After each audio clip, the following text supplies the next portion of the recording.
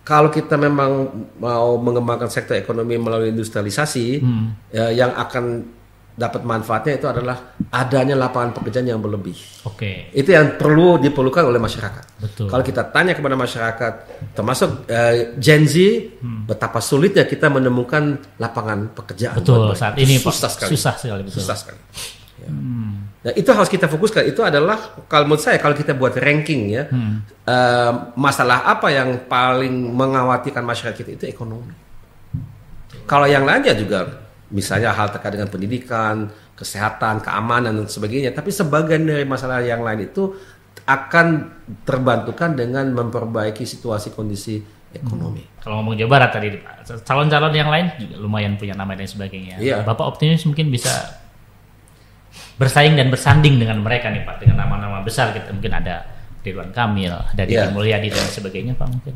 Saya kira dalam pengamatan saya, dan saya orang baru di sini, jadi kalau kita pakai ilmu misalnya ya, dari ilmu konsultan politik itu mereka katakan kalau kita melihat ada orang yang punya elektabilitas yang amat sangat tinggi, itu susah untuk mengalahkan.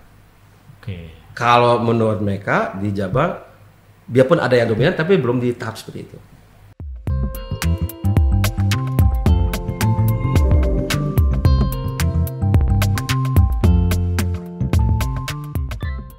Sudah hadir di tengah-tengah kita di Ayo Talk Bapak Ilham Akbar Habibie, betul ya Pak ya?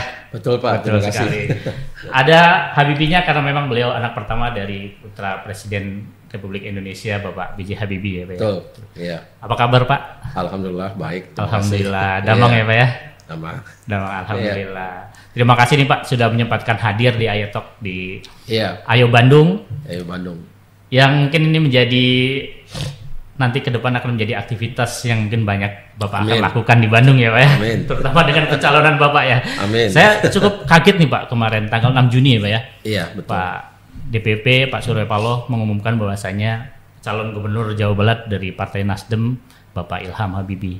Tidak hanya saya, banyak politikus dan sebagainya cukup tersentak juga gitu, kaget. Iya. Pak Ilham yang sudah tidak, maksudnya di dunia perpolitikan tidak banyak dikenal gitu ya. Tapi langsung namanya keluar dan langsung akan menghiasi dunia politik di Jawa Barat yang saat ini sedang ramai gitu. Iya. Kalau boleh tahu nih Pak Ilham, mungkin seperti apa nih ceritanya nih Bapak ujuk-ujuk nih ya langsung dicalonkan sebagai gubernur, calon gubernur. Iya. Prosesnya sendiri seperti apa nih? Mungkin karena background Bapak sendiri sebagai ilmuwan dan banyak berkecimpung di belakang layar mungkin selama ini Pak. Iya, baik.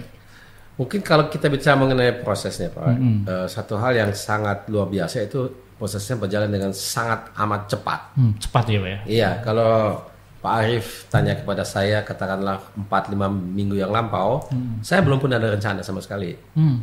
Hanya saja tiap berapa tahun kalau ada perubahan pemerintahan pusat, ada presiden baru atau juga yang lama meneruskan, saya duduk dengan teman-teman juga termasuk saudara untuk mengkaji bagaimana situasinya, apakah ada peluang untuk saya menjadi bagian daripada pemerintahan baru itu atau tidak. Ya. Jadi memang dari saya masa kecilnya saya sudah dididik oleh orang tua saya bahwa saya harus juga menjadi bagian daripada Indonesia yang maju ke depan. Dengan kata lain saya harus mendukung hal ini sehingga kita bisa menjadi maju gitu ya dari dulu. Karena Bapak harus ketahui saya ini bukan besar lahir di Indonesia. Saya dari luar negeri, dari Jerman. Di Jerman Pak ya? Saya 30 tahun lebih di Jerman. Di Jerman ya. Jadi mengapa saya pulang ke Indonesia? Ya memang karena saya dididik oleh orang tua saya dan juga memang mungkin ada dalam DNA saya. Saya ini mau sebagai orang yang etnis orang Indonesia mau bekerja di Indonesia untuk membantu negara dan bangsa saya sendiri ini maju. Saya tujuan itu ada dimanapun, di sektor manapun saya bekerja. Mau sebagai ilmuwan, tadi Bapak sebut itu, saya juga engineer, mau seperti itu, pengusaha juga, akademisi juga, aktivis di organisasi sosial, kemasyarakatan, NGO, organisasi profesi dan organisasi Islam, semuanya saya aktif. Tujuannya selalu sama. Jadi kalau saya sekarang seolah berpindah sektor atau tempat atau bidang sebetulnya tujuannya sama. Nah, itu jadi saya menyebut dirinya lebih sebagai politisi dengan tujuan. Tujuannya sama, caranya mungkin berbeda gitu. Ya. Kalau begitu, dan ini semuanya, jadi kan saya cerita itu prosesnya dimulai 4-5 minggu yang lampau. Kemudian teman dan saudara saya mereka pergi lobbying lah ke beberapa partai untuk melihat bagaimana responsnya. Dan waktu itu terus terang idenya bisa gubernur DKI atau gubernur Jabar. Nah, rupanya ide terkait dengan gubernur Jabar itu mendapat respons yang luar biasa dari Nasdem. Mulai dulu dengan ketemu dengan Pak Saan Mustafa, Ketua DPW Jabar, Nasdem, kita melakukan diskusi, kemudian secara resmi DPW Nasdem mengusulkan saya kepada DPP Nasdem, dan dalam boleh dikatakan beberapa hari kemudian, bukan minggu, kurang dari 1 minggu, langsung surat rekomendasi dari DPP Nasdem dikeluarkan, dan itu juga disiarkan secara langsung di TV, diberitakan. Nah, itu pada tanggal itu ya tadi Bapak sebut itu. Iya.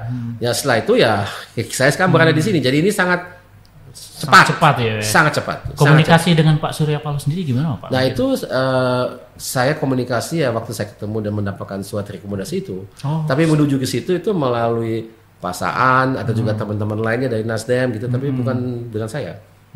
Ya, tapi saya mengenal beliau gitu ya. Jadi saya bukan orang asing bagi beliau. Kita pernah bicara, tapi bukan dalam konteks ini.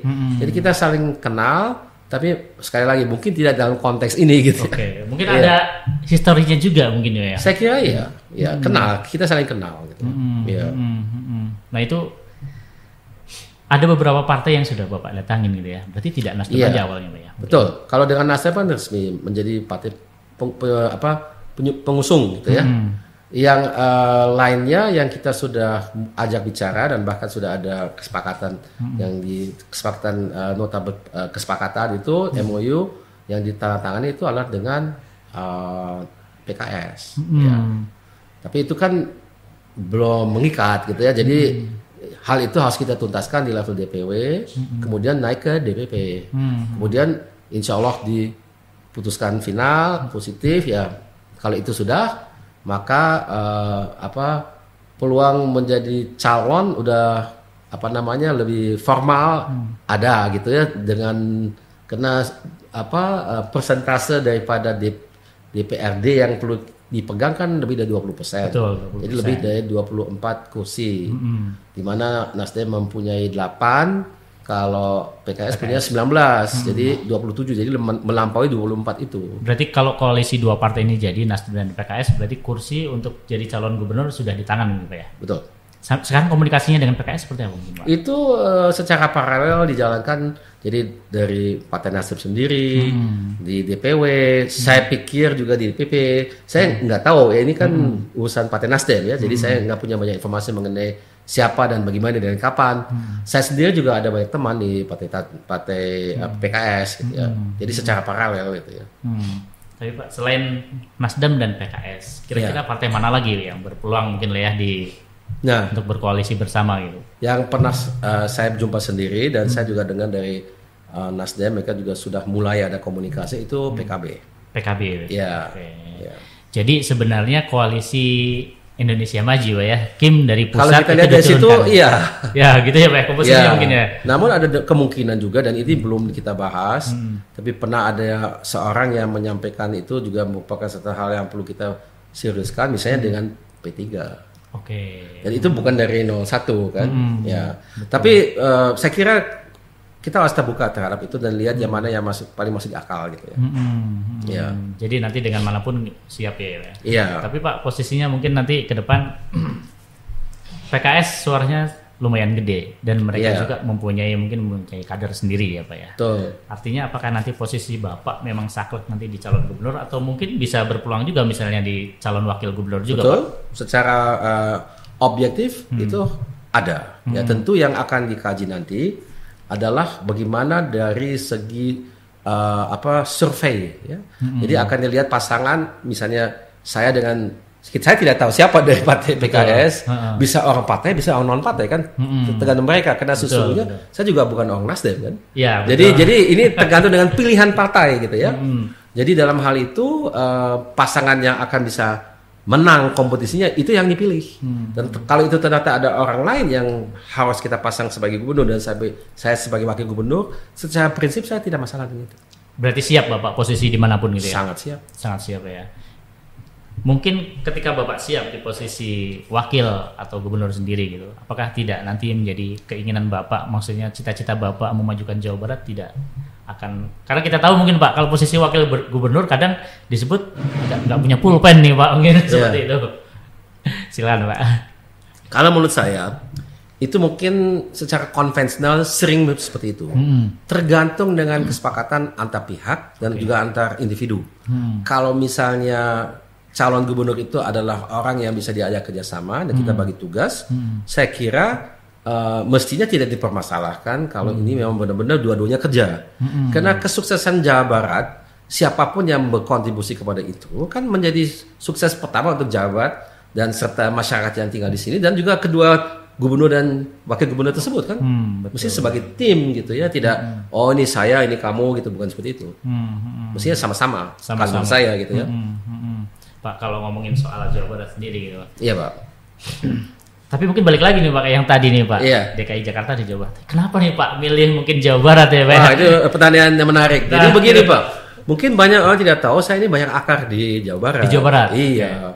Saya 7 tahun kerja di IPTN. PTDI Pak sekarang. PTDI ya, tapi waktu saya kerja masih IPTN. Masih Pak. IPTN. Iya. Kita waktu itu yang pilih namanya gitu. Iya. Yang baru saya ikut dalam memilih logo baru itu saya sendiri gitu. Oh, Bapak dari situ waktu itu. Ya, saya ikut ya, bukan saya sendiri tapi dengan tim gitu ya. Jadi peralihan pergantian nama dari PT IPTN menjadi PT Dirgantara Indonesia itu waktu saya kerja di situ. Saya dulu mulai sebagai asisten, kemudian menjadi manajer, kepala divisi, kepala proyek dulu, kepala divisi, kemudian di akhir menjadi direksi. Ya. Kemudian saya juga pernah ngajar di ITB secara paralel di Fakultas Teknik Mesin dulu ya. Dan saya juga anak saya yang paling kecil lahir di sini. Saya punya rumah di sini. Sudah 26 tahun di sini. Oh, Dan saya masih sering ke sini karena memang saya punya rumah. Karena dulu saya terus terang saya tadinya nggak punya rencana pindah ke Jakarta. Saya mau di sini aja. Tapi karena memang ternyata karir saya di PTDI itu saya lihat bahwasanya perusahaan kalau saya tetap di situ mungkin karir saya mandek gitu ya. Sehingga saya memutuskan untuk mencoba menjadi pengusaha. Nah, untuk itu saya pindah ke Jakarta. Nah, selain dari itu untuk melanjutkan tadi keterangan saya juga banyak saudara di sini. Jadi om tante saya baik dari pihak bapak saya atau juga ibu saya, dan dua-duanya orang tua saya sebagian dari masa remaja mereka di Bandung. Mereka berkenalan di Bandung di SMA Kasati Dago. Itu kan ada di film gitu ya, di film Habibie Ainun 1 ada itu kejadiannya. Jadi buat saya itu Bandung dan juga Jawa Barat, jadi bukan Bandung saja, ada tempat khusus dalam hati saya. Baik sebagai memori yang indah maupun juga ada hal-hal yang aset yang kita miliki bersama, atau juga saudara, teman-teman, jaringan, wah banyak sekali. Jadi coming home gitu ya bahasa Inggris ya. Dan Bandung bukan siapa-siapa, Jawa Barat ya Pak ya. Udah rumah sendiri ya Pak ya. Iya. Betul. Selain dari itu memang kalau saya lihat atau kita melihat latar belakang saya ini seorang insinyur ya. Insinyur teknik mesin, fokus spesialitas di bidang dirgantara. Bandung. Jadi saya ini punya kepakaran, pengalaman dan juga jejak-jejak di hidup saya itu memang di bidang industri. Kalau kita mau memajukan Indonesia, ini saya agak lompat dengan temanya, karena kita harus lihat Jabar itu dalam konteks Indonesia. Jabar itu adalah bukan saja provinsi dengan penduduk paling banyak, 48, sekian juta. Betul, hampir 50 juta. Bukan saja provinsi dengan adanya pertanian, perkebunan, perikanan, bahkan pariwisata yang cukup maju dan baik gitu ya. Tapi juga adalah provinsi dengan industri banyak di Indonesia, bahkan lebih dari 50% industri di Indonesia ada di provinsi ini. Betul. Nah, kalau Indonesia ada cita-cita besar kan, mau menjadi emas. Indonesia emas, ya. Jadi mau jadi Indonesia maju, daulat dan berkesinambungan. Nah, itu hanya bisa terjadi kalau Indonesia punya industri kuat. Kenapa saya katakan itu? Karena di Asia Tenggara ini atau Asia Timur, semua negara yang pernah keluar dari yang kita sebut sebagai middle income trap atau perangkap negara berpendapatan menengah, itu Indonesia sekarang menengah. Kita tidak sangat miskin, tidak kaya, di tengah. Tapi kita mau menjadi maju atau lebih sejahtera. Tapi tidak ada satupun negara contohnya yang bisa keluar dari perangkap itu atau dari situasi kondisi itu tanpa mempunyai industri yang kuat. Tidak ada. Mulai dari Jepang, Korea, Taiwan, Cina, dan negara-negara lain di Asia Tenggara seperti Singapura pun ya. Kita pikir Singapura nggak ada industri, banyak industrinya. Tapi Singapura memang negara kota gitu ya, jadi perkotaan saja. Tapi tetap saja dia pun juga harus menggunakan industrialisasi sebagai satu fase dalam perkembangan negara mereka untuk menjadi lebih maju. Jadi kita menurut saya tidak bisa melarikan diri dari keharusan mempunyai industri kuat. Dan industrinya di mana? Di Jawa Barat. Di Jawa Barat, betul. Nah, itu nanti jadi saya kira itu akan menjadi fokus saya gitu ya. Ke depannya ya. Yes. Begitu. Tapi untuk kalau melihat kondisi industri sekarang, Pak, sekarang industri agak tergoyang juga nih, Pak. Kira-kira apa nih, Pak, nanti? Kemarin PHK lumayan banyak dan berbagai persoalan. Iya, pertanyaan yang timbul tentunya kenapa terjadi itu? Nah, kenapa itu? Karena ya ternyata industri kita tidak punya daya saing baik. Jadi saya kasih contoh. Kita mulai dulu dari industri tekstil misalnya, karena itu ada banyak di Jawa Barat. Dulu, beberapa puluh tahun yang lalu, mungkin sebelum Krismon, tahun 98, industri tekstil di Indonesia itu, atau khususnya di Bandung, klaster yang paling besar di Indonesia di Bandung. Itu kuat sekali, besar sekali. Sekarang sudah sangat menurun. Kalau menurut dari pengamatan saya itu, karena bisnis model industri tekstil Indonesia ini, atau di Jawa Barat, dia mengandalkan kepada faktor adanya pekerja yang murah, banyak. Tentu ada juga teknologi tapi masih relatif rendah ya. Sehingga kalau kita sebagai negara yang memang makin lama makin maju, lihat saja perkembangan UMR dalam beberapa tahun yang lalu, kalau kita memperbandingkan produktivitas pekerja kita di pabrik tekstil dan produk tekstil itu dibandingkan dengan UMR yang jauh lebih rendah di negara yang memang di bawah kita seperti Bangladesh, seperti Kambodia, seperti Sri Lanka, ya tidak mungkin kita menang kompetisi itu. Kalau kita tidak berubah dari segi bisnis model kita. Jadi kenapa saya katakan itu? Karena industri tekstil di negara yang jauh lebih sejahtera daripada kita pun, yang jauh lebih maju seperti Jerman, Jepang, dan Amerika Serikat, itu masih ada. Tapi dia sudah berubah bentuk. Dia tidak bisa bersikukuh di bisnis model yang lama, harus berubah. Jadi itulah yang harus kita lakukan. Jadi kuncinya adalah di apa? Inovasi. Di inovasi. Inovasi baik dari segi teknologi, baik dari segi produk, baik dari segi model bisnis, baik dari segi pendidikan pekerja dan juga manajer dan logistik. Semuanya itu ada hal-hal yang baru yang harus kita realisasikan di Jawa Barat. Itu hanya satu contoh yang namanya industri tekstil. Kalau klaster-klaster industri lainnya di Jabar ada, misalnya di otomotif gitu ya, atau makanan dan minum itu kan banyak yang ada di Pantura gitu, banyak sekali ya. Di Bandung itu lebih ke tekstil, ada juga yang lain-lain, dan yang menarik sekali di Jabar itu industri berdasarkan teknologi. Kalau dahulu kala itu ada istilah namanya industri strategis. Masih ingat mungkin ya. Di Indonesia dulu itu ada definisinya ada 10 ya. Yang menarik itu dari 10 industri strategis itu 6 di Jabar. Di Jawa Barat. Ya. Satu sebenarnya sudah berpisah karena ini menjadi provinsi Banten, dulu masih barat kan. Kalau yang 5 lainnya semuanya di Bandung dan di Tasik. Satu di Tasik itu adalah Dahana. Kalau di Bandung itu adalah Inti, Len, Pindad, dan PDDI. Nah itu plus ada lagi yang berteknologi itu Telkom, kereta api, itu juga ada teknologinya, apalagi dengan WURS. Kemudian ada PT Pos, ya memang PT Pos kita tidak lihat ada teknologi, tapi sebetulnya kalau kita definisikan PT Pos sebagai perusahaan logistik, logistik itu sangat berteknologi, hanya dia mentransformasikan dirinya gitu ya. Jadi itu luar biasa itu Jabar ya, banyak sekali perusahaan-perusahaan teknologi ada di sini. Startup juga banyak di sini. Ya. Masyarakat kreatif banyak di sini. Nah, yang saya juga perlu tekankan di sini adalah sektor pendidikan. Karena tentu tidak mungkin industri apapun bisa berkembang tanpa ada SDM. Di Jabar banyak institusi pendidikan, mau yang akademis, yang sudah kelas dunia, atau juga yang vokasional, atau politeknik, semuanya ada. Jadi sekarang kita tinggal gimana ya, menurut saya itu bukan satu pekerjaan yang mudah. Ya, kita harus seperti merajut komponen-komponen yang sudah ada itu menjadi lebih terkoordinasi satu sama lainnya sehingga itu hasilnya lebih baik.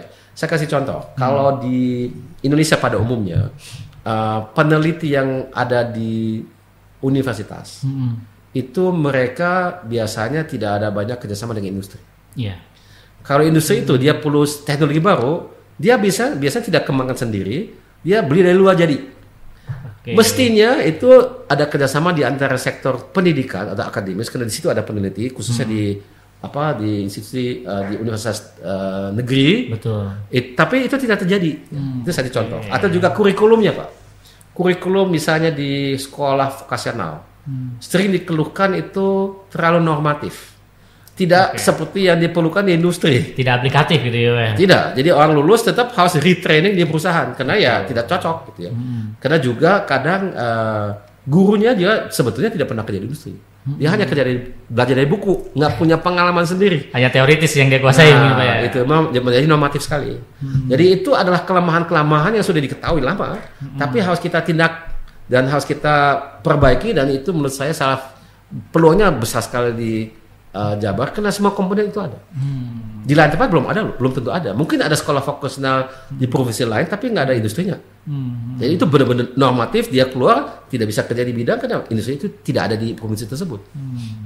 Tapi Pak optimis ketika nanti berbagai persoalan itu Pak kemudian kita gabungkan ketika Bapak sudah duduk. Biasanya kalau sudah duduk itu Pak agak sulit. Kebijakan bisa tapi implementasi di lapangan agak susah Pak sebenarnya. Ya ini adalah saya kira situasi klasik ya.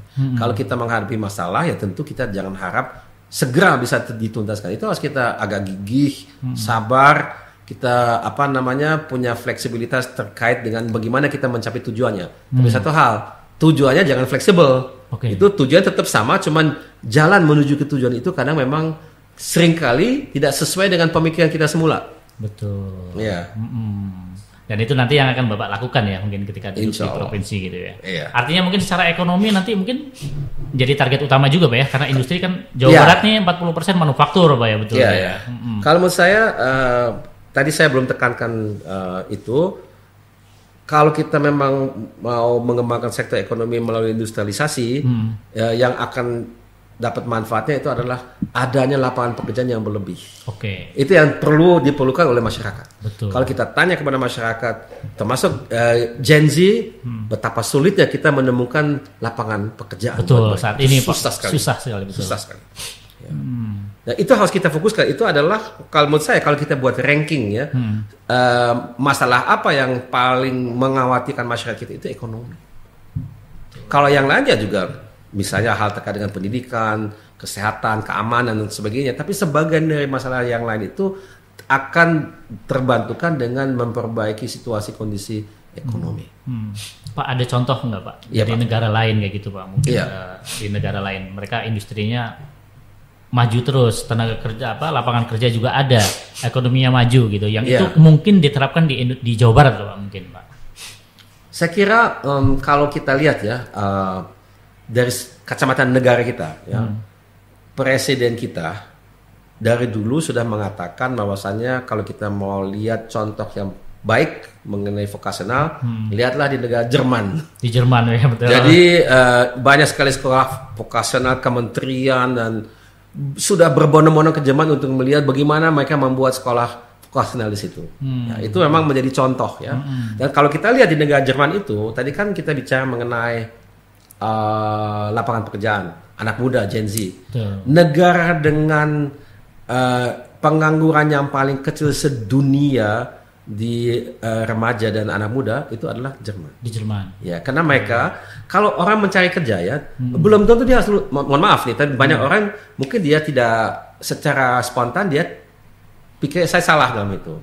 Tapi tidak mutlak harus lulus SMA. Di Jerman itu ada banyak orang yang tidak lulus SMA, dia lulus SMP misalnya ya, atau dia 10 tahun ya, biasanya 10 tahun, jadi SMP plus 1 tahun, setelah itu dia kerja dulu. kerja, kadang-kadang soal ekonomi dia nggak mampu untuk melanjutkan, tapi dilatih di sekolah vokasional. Nanti kalau dia sudah bekerja, belakangan dia masih bisa membuat SMA-nya kalau mau. Bahkan belakangan dia masih menjadi insinyur atau apapun dia mau bisa. Jadi harus ada beberapa jalur secara paralel. Jadi tidak hanya satu jalur, harus SMP, SMA, kuliah dan sebagainya, enggak. Kalau memang dia harus kerja dulu, nggak apa-apa. Tapi dalam sekolah vokasional itu ada juga karirnya gitu ya. Dia mendapatkan gelar vokasionalnya. Kemudian kalau yang bersangkutan memutuskan saya mau ke akademi lagi, boleh.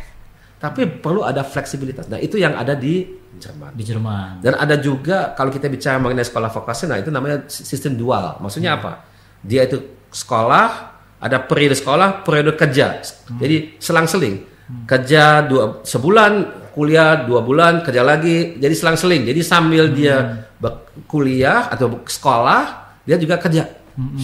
Nah itu di Jerman itu kurikulumnya sebagai informasi. Nah itu juga menarik, tidak diatur oleh negara, diakui oleh negara. Tapi yang atur adalah Kadinnya. Kadin Jerman yang mengatur kurikulumnya. Karena dia adalah pengguna alumni-alumni itu. Tapi tentu ada faktor negara juga ya. Jadi negara mengkaji itu, kemudian dia membuat sertifikasi itu. Berarti memang lulusan dari pendidikan itu memang sudah sesuai yang diharapkan oleh para pengusaha ya Pak ya, Kadinnya seperti itu. Betul sekali. Jadi itu sangat-sangat baik menurut saya dari pengalaman saya. Saya kan lama tinggal di Jerman ya. Jadi tapi ini contoh yang baik. Tapi saya tidak katakan semuanya baik di Jerman. Tapi kalau kita bicara mengenai pendidikan vokasional itu sangat baik. Artinya nanti pengembangan sumber daya manusia di Jawa Barat juga akan menjadi fokus Bapak Pak di Jawa Barat gitu. Saya kira itu penting sekali. Nah dalam hal itu juga perlu kita sadari bahwasanya seorang gubernur tidak bisa mengatur semua itu kan. Masih ada pemerintah pusat sangat dominan. Masih ada juga dalam implementasi adanya bupati dan wali kota. Sekali lagi kita harus berpikir dan bekerja bertindak sebagai tim. Ya jadi saya kira mereka pun juga senang kalau kita mengambil inisiatif untuk menyelesaikan masalah. Karena ini masalah kita bersama. Betul. Kalau misalnya Jabar itu menjadi maju, yang lain bisa belajar dari Jabar. Ya. Tentu Jabar juga akan terbuka untuk belajar dari yang lain yang mungkin ada ide yang lebih bagus. Kita harus terbuka dalam hal itu ya. Ya. Nanti dalam implementasinya juga Jabar itu bupati dan wali kota dan gubernur itu satu tim gitu. Jangan nanti karena mereka mungkin dia, mohon maaf, secara politis dia punya latar belakang yang berbeda, tidak mau kerjasama. Itu nggak boleh menurut saya. Itu karena semuanya punya satu tujuan bersama. Itu Jabar itu kita harus lihat sebagai satu entitas gitu ya. Betul. Keseluruhan secara holistis gitu ya. Dan kerjasama itu yang mestinya nanti harus bisa dilakukan ya Pak ke depannya. Ini kan Bapak mungkin pengembangan SDM menjadi salah satu fokus karena Bapak mungkin seorang ilmuwan sendiri ya Pak ya. Iya betul. Kalau ngomongin itu di Jawa Barat ini sebenarnya variatif sekali Pak ya. Termasuk calon pemimpin-pemimpinnya nih Pak. Kalau kita lihat sekarang kemarin mungkin ada beberapa yang mungkin petahana lah ya, ada yang mungkin katanya mau maju lagi, nggak tahu di Jawa Barat atau di pusat gitu. DKJ gitu ya. Kemudian ada juga beberapa nama yang sudah punya elektabilitasnya sudah lumayan tinggi. Betul. Sementara Bapak nih mungkin ilmuwan kemudian baru terjun ke dunia politik, optimisme seperti apa nih Pak mungkin? Sementara waktu pendaftaran untuk calon gubernur Jawa Barat mungkin tinggal sedikit lagi nih Pak mungkin. Iya. Kalau soal pendaftarannya itu kan yang harus dipenuhi adalah mempunyai dukungan dari yang tadi kita bicarakan ya, lebih dari 20% kursi di DPRD gitu ya. Saya kira ya itu akan diperoleh jika popularitas dan elektabilitas sudah memenuhi syarat masing-masing partai. Dia lihat ini ada peluang untuk menang gitu ya.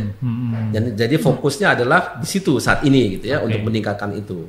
Benar, memang saya masih boleh dikatakan orang baru, anak baru di bidang ini ya. Tapi tidak berarti tidak ada peluang ya. Kita lihat saja banyak contoh di Indonesia, orang yang tadinya tidak sama sekali dikenal di ranah politik, dia juga bisa berhasil gitu ya.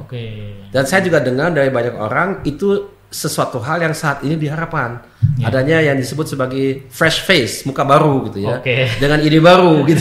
Bapak posisikan sebagai muka baru gitu ya untuk di Jawa Barat, Pak. Saya kira demikian ya. Muka baru. Betul. Di dunia politik gitu ya. Betul, di dunia politik Pak ya. Dan mungkin Pak, mungkin ada faktor histori juga Pak, mungkin karena mungkin Bapak ayah Bapak gitu ya. Bapak almarhum B.J. Habibie gitu.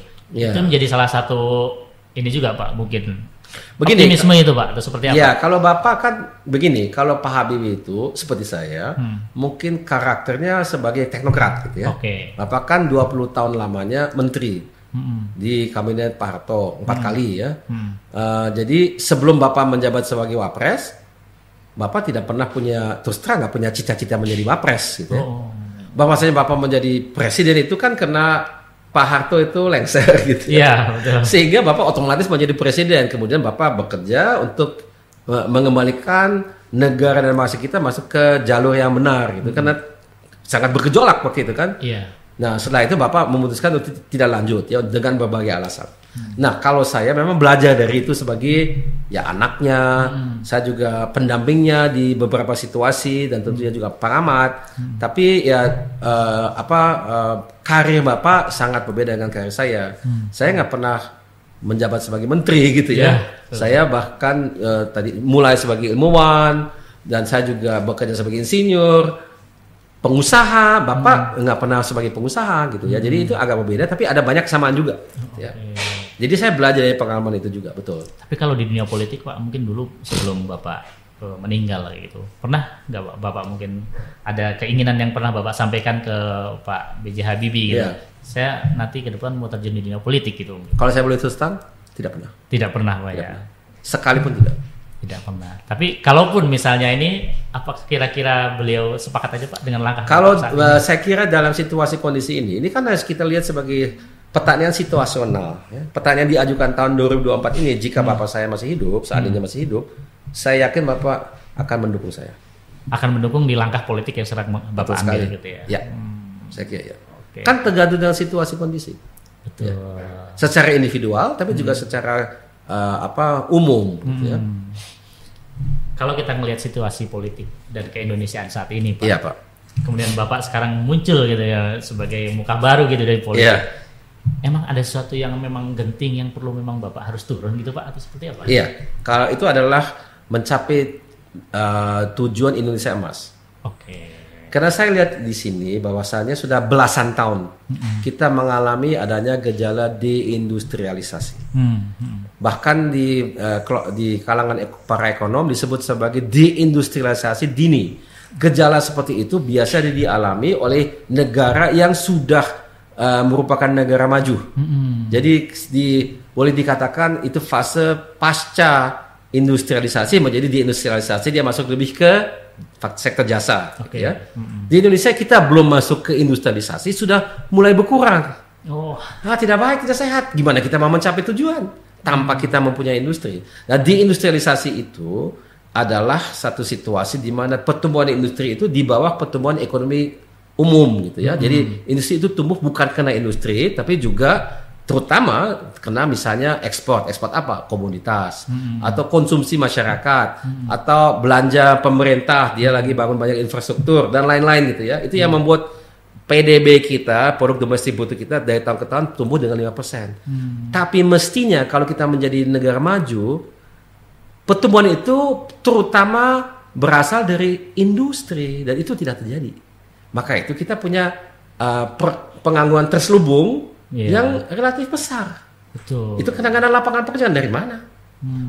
Nah, jadi buat saya ini agak darurat ya. Kita kalau mau mencapai tujuan, kita harus buat sesuatu. Ya kalau ya memang bisa aja saya tidak buat apa-apa, tapi saya berasa bersalah kalau saya tidak ikut. Tidak turun gunung, ya. Ya itu dia. Jadi dalam situasi kondisi ini, saya kira saya memang harus ambil tindakan. Dan saya tidak katakan semua tergantung sama saya, tentunya tidak. Tapi saya punya tanggung jawab dan saya punya idealisme juga. Tapi kenapa Pak Gubernur bukan jadi menteri atau mungkin? Nah gini, ini juga pertanyaan gini. Ada perbedaannya apa Pak, menteri dan gubernur? Kalau menteri, kita harus tunggu mau nggak presiden baru menunjuk saya sebagai menteri. Terus saya sudah mengalami itu berulang kali. Tiap 5 tahun selalu ada polling. Si Ilham ini masuk bidang apa, ini. Kadang saya yang teratas, kadang tidak, tergantung ya. Tapi kan nggak pernah dapat. Masuk radar tapi tidak pernah. Masuk radar tapi dihindari. Jadi dia tahu nih ada siap dihindari. Kenapa nih Pak begini? Ya nggak tahu. Saya alam bisyawab nggak tahu. Tapi itulah kenyataannya yang saya bisa sampaikan di sini ya begitu. Kalau gubernur kan tidak. kita itu memperjuangkan itu. Tapi memang bedanya apa? Kalau kita menjadi menteri, kita menjadi spesialis di satu bidang, satu sektor. Kalau sebagai gubernur, kita generalis, semuanya harus kita ketahui, tapi memang tidak sampai seluk-beluknya. Tapi yang menjadi lebih sempit adalah wilayahnya, teritorialnya lebih kecil, tapi lebih generalis. Kalau menteri itu lebih luas secara nasional bahkan internasional, tapi sempit, cuma satu bidang. Nah itu bedanya. Dan kalau menteri itu dipilih oleh bos, yaitu presiden. Kalau gubernur dipilih oleh rakyat. Bos lain itu, bosnya nanti 48 juta. Dan bosnya rakyat ya. Kalau presiden, bosnya presiden, Pak. Iya. Kalau bosnya presiden ya marah, kita dipecat. Ya. Kalau bosnya rakyat marah, wah itu masalah besar itu. Berarti mungkin lebih presidennya lebih jadi gubernur, Pak ya, makanya Bapak beda. Saya tidak katakan menteri tidak bisa saja, tapi ada perbedaan dalam hal itu. Jadi bukan ini atau ini, tapi ini beda kita, jalurnya beda. Dan dampaknya beda. Oke, Pak. Kalau ngomong Jawa Barat tadi, Pak, calon-calon yang lain juga lumayan punya nama dan sebagainya. Iya. Bapak optimis mungkin bisa bersaing dan bersanding dengan mereka nih, Pak, dengan nama-nama besar gitu. Mungkin ada Ridwan Kamil, dari Mulyadi dan sebagainya, Pak, mungkin. Saya kira dalam pengamatan saya, dan saya orang baru di sini, jadi kalau kita pakai ilmu misalnya dari ilmu konsultan politik itu mereka katakan kalau kita melihat ada orang yang punya elektabilitas yang amat sangat tinggi, itu susah untuk mengalahkan. Kalau menurut mereka di Jabar, biarpun ada yang dominan, tapi belum di tahap seperti itu. Berarti peluangnya masih tinggi ya. Secara teoritis masih ada peluang itu ya. Itu kan saya juga baru belajar dari konsultan politik gitu ya. Tapi secara teoritis ada. Ya mereka tentu lebih tinggi daripada saya karena saya juga baru mulai gitu ya. Jadi nggak bisa mereka punya bertahun-tahun waktu untuk memperbesar dia punya namanya kapital politisnya mereka ya. Saya kan baru mulai jadi memang perlu waktu. Tapi juga tidak berarti bahwa saya tidak bisa dikalahkan. Optimis ya. Harus optimis. Kalau bisa. Mungkin itu yang ditanamkan juga oleh Pak almarhum B.J. Habibie mungkin. Amin. Iya betul. Bapak juga memang nggak kelelah dan nggak pernah menyerah. Betul. Iya. Luar biasa beliau ya. Cukup respect dengan beliau. Iya. Luar biasa kita Pak tadi ngobrol soal politik, soal SDM dan sebagainya panjang lebar ya Pak ya. Iya Pak. Kita ngobrolin aviasi nih Pak. Oh boleh deh. Ya, hobi aviasi Pak ya. Hobi saya itu. Sebenarnya gimana Pak ke depannya Indonesia soal industri aviasi di Indonesia nih? Nah pertama yang harus kita sadari Indonesia adalah negara yang unik sekali karena kita secara internal memerlukan pesawat terbang. Banyak negara tidak perlu seperti Indonesia. Saya kasih contoh, misalnya Cina, ya dia punya industri pesawat, tapi untuk sebagian lumayan besar dari keperluan infrastruktur mereka, dia bisa mengenalkan kepada apa? Kereta api cepat kan? Kalau Indonesia memang bisa, di Jawa bisa, tapi se-Indonesia ini negara pulau, bagaimana caranya? Jadi harus dengan pesawat dan kapal laut. Itu sudah karakteristika kita dari awal. Itu beda dengan semua negara besar lainnya. Mau Rusia, mau Amerika Serikat, mau Perancis, apa semuanya negara daratan. Kita negara kepulauan. Sebesar benua. Kan ada istilah yang kebetulan dilahirkan oleh Bapak namanya benua maritim. Kita itu benua tapi maritim. Nah itu perlu apa? Solusinya agak berbeda. On top. Kita juga punya populasi yang sangat besar. Jadi pasarnya memang besar sekali. Penumpang yang ada di Indonesia itu sudah mendekati 100 juta. Menurut prediksi Bappenas sendiri dalam beberapa katakanlah 20 mendatang itu bisa 300-400 juta. Orang terbang orang Indonesia tiap tahun. Itu adalah satu hal yang sangat penting untuk industri. Jadi industri penerbangan di Indonesia termasuk industri manufaktur atau airline atau yang lain gitu, misalnya pelatihan untuk pilot atau juga perusahaan perawatan untuk pesawat itu pasarnya gede sekali. Tapi persoalannya Pak, sekarang hampir semua operator penerbangan itu menggunakan pesawat dari luar negeri semua. Sementara kita tahu mungkin pesawat Indonesia kita mulai dari Bapak dulu, Gatot Kaca 250 ya, terbang sekali habis itu sudah tidak pernah lagi prototype. Kemudian Bapak juga mengembangkan R80 juga gitu. Agak susah nih. Gini, pertanyaan bagus. Perlu saya terangkan dengan cermat. Pertama yang Bapak menyebut itu adalah pesawat terbang jet semua, Airbus dan Boeing. Indonesia tidak pernah punya rencana untuk buat jet seperti itu. Pernah dulu sekali, tapi itu sekarang kita benar-benar fokus ke baling-baling. Kalau pesawat terbang baling-baling di dunia itu yang dominan cuma satu saja. Jadi kita berkeyakinan bahwasanya masa cuma satu sedunia yang dominan, yang lain kecil-kecil sekali. Kita bermaksud untuk buat pesawat terbang baling-baling lain gitu, yang kedua gitu, yang kita bisa kembangkan dari segi pasar terutama di Indonesia dan juga di sekitarnya. Karena kalau pesawat baling-baling itu sukses di Indonesia, tentu juga sukses di misalnya ASEAN. Negara berkembang lainnya. Kenapa baling-baling itu punya karakteristika yang berbeda dengan misalnya jet atau pesawat seperti Airbus dan Boeing? Karena dia bisa mendarat di landasan yang lebih pendek. Karena dia bisa mendarat di landasan yang tidak terlalu mulus, yang bisa di rumput gitu ya. Karena dia memang lebih irit dari segi bahan bakar di rute-rute pendek. Nah, rute-rute pendek itu di negara seperti Indonesia masih banyak yang layak ditebangi dengan pesawat terbang. Misalnya kayak apa?